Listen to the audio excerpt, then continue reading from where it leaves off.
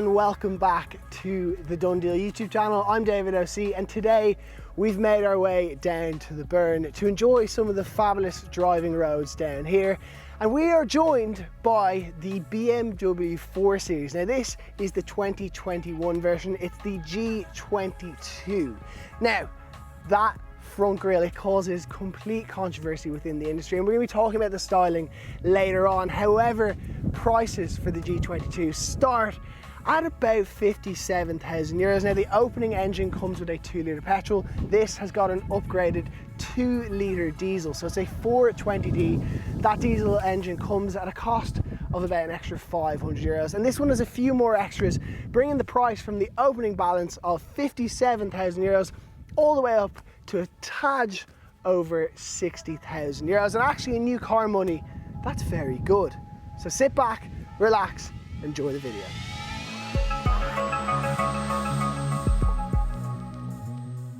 Styling. Now to begin with, I do want to apologise. This car was spick and span 4 hours ago, but we are on Irish roads and the weather is a bit temperamental. However, let's talk about the styling. So this grille, as we said, it causes controversial opinions. I quite like it. I definitely think in black it really suits it, and actually with the number plate it breaks it up very well. Now this has the upgraded M Performance Pack, so the bumpers are a little bit more aggressive, and actually this comes on every 4 Series, but I really do like the different lines. Now the black hides a lot of the creases, but it is really nice and aggressive. You've got these 19-inch wheels, and the M Sport Pack comes with the bigger blue calipers right here.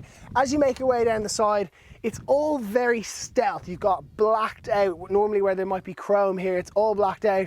Now BMW are not even calling this tinted windows. They're not even calling it privacy glass. It's now called sun protection glass. Basically it's tinted windows, and as you make your way down here, there's a petrol or diesel cap. This being a 420D, you actually will only open that the day you buy the car, and then you'll never have to fuel it again because it is a miser on diesel. And now from the rear, I think this is the best looking angle. So you got this little lip right here, your 420D badge. I'd maybe consider debadging that. I do quite like the look of the unknown. And then here we've got 2 real exhausts which look really nice. A lovely diffuser, some fake little vents down here, and I just think overall it's a stunning looking car, and actually I think it looks more than a 60,000 euro car. The boot itself, it's quite functional, actually much more so than you would think with a coupe. Although it's not electric, it does open in a very elegant fashion, and actually space in here is quite big and there's lots of room to kind of get things in. It's not a very narrow entrance. And one really nice feature is that if you've got some taller items, you just pull that there and the seat lowers, which is really practical. And overall it's very basic in here. Now there's a bit of storage here, a first aid kit, a couple tie down points, and that's basically it. No spare wheel, as this is fitted with run flats. Not the biggest fan of that, but we'll let it slide. Now let's check out the inside and then we'll go for a drive. Now if you're buying a 4 Series Coupe, you're probably not all too concerned about rear space. However, the other day, myself and a few friends were in the car on quite a long journey, and actually one of them is about 6'2" and he was fine back here. Now his headroom was a little bit squished, but he said he had loads of knee room, and there's plenty of the kind of creature comforts like climate control. There's an armrest here with some cup holders, and overall it's actually not the worst place to be when it comes to coupes. But that is specific to coupes. Compared to an ordinary size car, it is quite cramped. The cockpit of the 4 Series is potentially one of its nicest features. So to begin with, the seat, it's really comfortable, it's very adjustable. You can even get the steering wheel exactly as you like it. It's got some adjustable side bolsters here, which means it can hug you if you want to go for an enthusiastic drive. And overall it is really nice. You sit very low, and actually you do feel like you're kind of in your own compartment here with the big center console, which leads me nicely into storage. So in here you've got a good bit of storage with a USB-C point. Now generally I'm not not a huge fan of USB-C because most of us don't have USB-C charging points. However, they've also included a USB point here with a spot to put your phone, some cup holders. You've got a pretty big glove box there, some nice big door cards with another cup holder. So overall storage in here is really, really good, which then leads us into kind of the layout with the infotainment system and the speedo in front of you and how all that works. So what I really like about the display here is it's very intuitive. It's really, really easy. Often they can be complicated and almost overcomplicated. However, BMW have done a good job of making it very easy to navigate.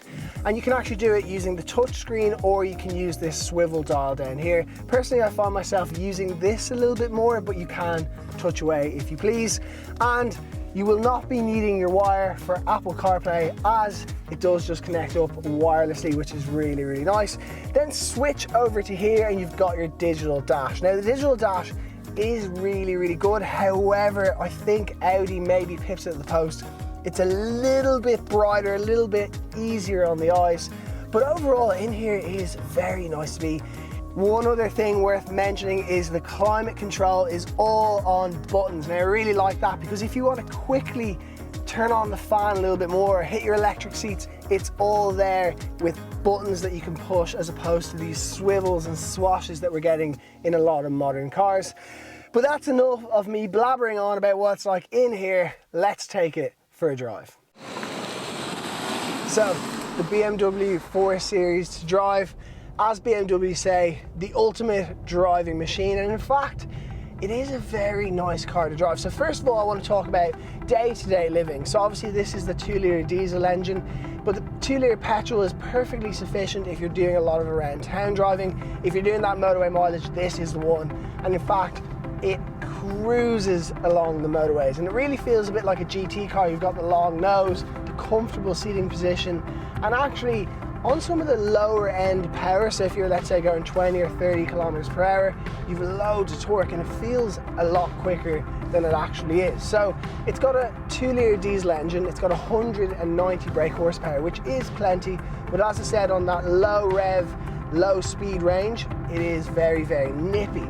Now, it's aided by the fact that it's a mild hybrid, and this mild hybrid technology, we're seeing it in a lot of cars these days, and without specifically going into it, what it does is it helps give it a little bit more of a torque boost at those low revs. And actually, one thing I have noticed is as I'm cruising down a hill and almost slowing down to a halt, you can actually feel the engine shut off.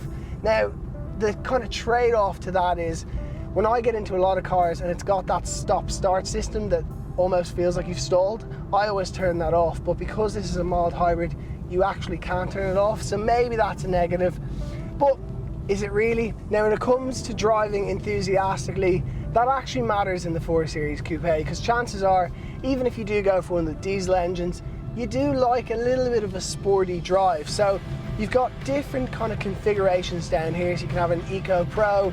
Comfort is actually lovely on the motorways, and then there's Sport. Now when you click Sport, you can actually customize it, so you can increase throttle response, you can make the steering a little bit sharper, the suspension adapts to this being the M Sport Pro Pack, and it is really, really nice. Obviously it's bumpy on these little kind of old roads, but it's very, very planted, and you really do feel like the weight distribution on it is nice. I used to think the old 4 Series was a little bit boaty. It kind of felt more like a 5 Series at times, whereas this does really, really feel nice, light, nimble.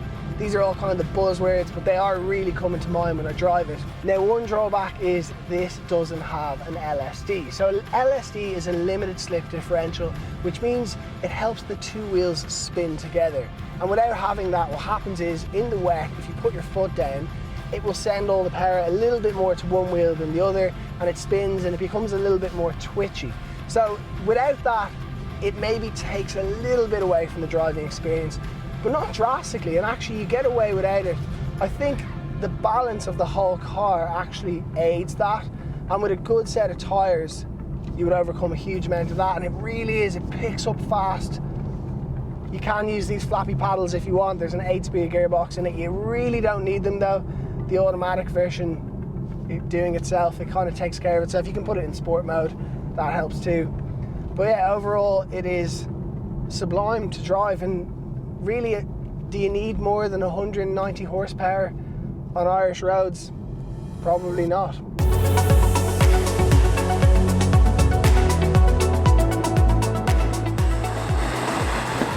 At this point in every DoneDeal review, we discuss some of our favourite and some of our least favourite things about the car we're reviewing, and we'll begin with the latter, and it is this leg extension.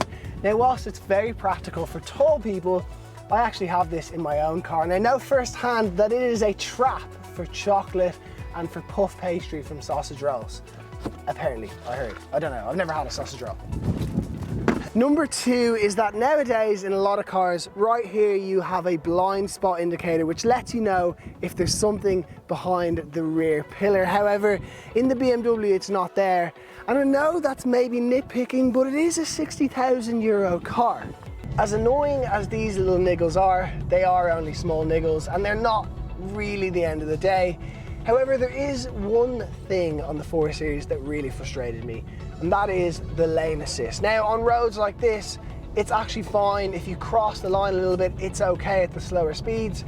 However, when you're on the motorway, when you go to change lane, unless you hold the indicator down for 1 or 2 seconds before you actually change lane, the steering wheel wrestles you. And I mean it really, really wrestles you. It's very disruptive, in fact.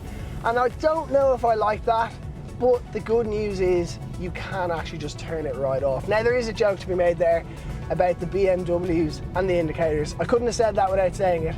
But yeah, turn the lane assist off and it is happy out.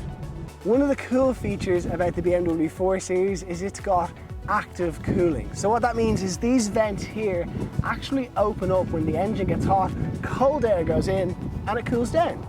Number two is that you don't have to go looking for your seatbelt in the 4 Series, but in fact, your seatbelt comes to you. Oh, that makes you feel special. And when you clip it in, back it goes. Last but not least is the heated seats. Now, ordinarily in most cars, when you get heated seats, they heat your bum. But in the BMW 4 Series, when you turn on that heated seat, it not only heats you down there, but actually it warms the whole way up your back, which it's almost like being in a bathtub. You know, when you're in the bath and you just want to try and get as much of your body into the hot water as possible, that's what it feels like. Your whole upper back gets nice and toasty.